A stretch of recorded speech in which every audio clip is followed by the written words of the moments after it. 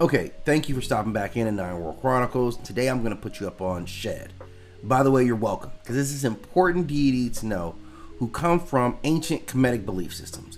He's important to know because this is a spirit, really, he's not a god. He is a spirit who is aligned with protection, deliverance, and healing. And this is a deity for the common man, and I'm going to explain why. Now, his titles include the Savior, or He who is beside you in the dark. Just think about that. He who is beside you in the dark. That's exactly who he is. Now, he's a somewhat enigmatic figure in Kemetic mythology because he's less of a god in the traditional sense and more of a force or a personal savior. Almost like a spirit is really the way that we should look at him. His name literally means rescue or to deliver.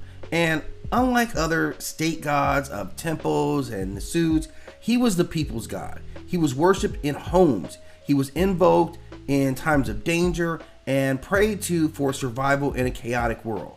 He emerged in roughly the New Kingdom, so 18th dynasty, during a time of intense social stress like plagues, war, spiritual unrest. And he represents the shift from the state-run beliefs to the more personal deity. He was a divine echo of older saviors kind of morphed into this new figure.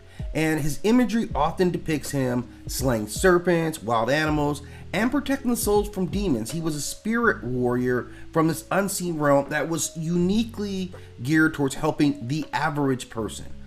He, of course, was seen as a great slayer of serpents, and this became one of his symbols. He's like a mythic exterminator, so he fights off chaos in the form of these snakes, determining his role against evil and disease. He is said to be a protector of the weak as he appears beside the common man, especially in tomb inscriptions, amulets, and healing spells.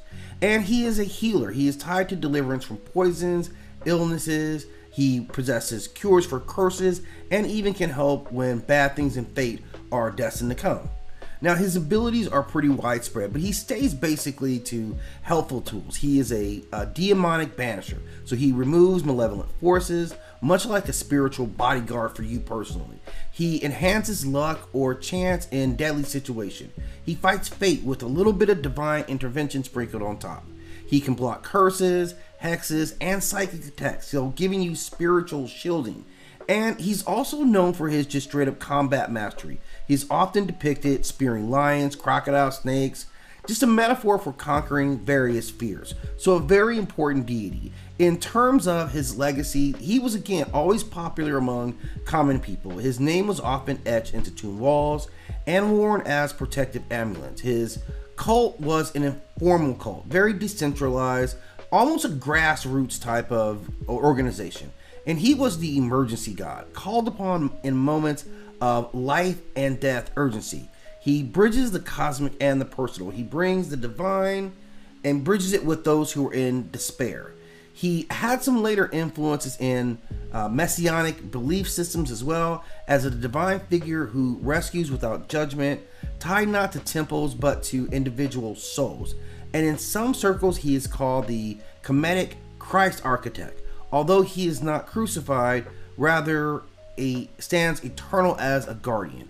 He is someone who, again, his unique tie to the common man reminds me a lot of Best. Like, he is to me that type of a figure where does the common man, where does every single one of us go to if we need help, especially from malevolent attacks? And this is our dude there. So I wanted to bring him in. Please, if you have some more that you want to add to this piece on Shed, please do so in the comment section. But as always, I just ask that you hit that like and subscribe.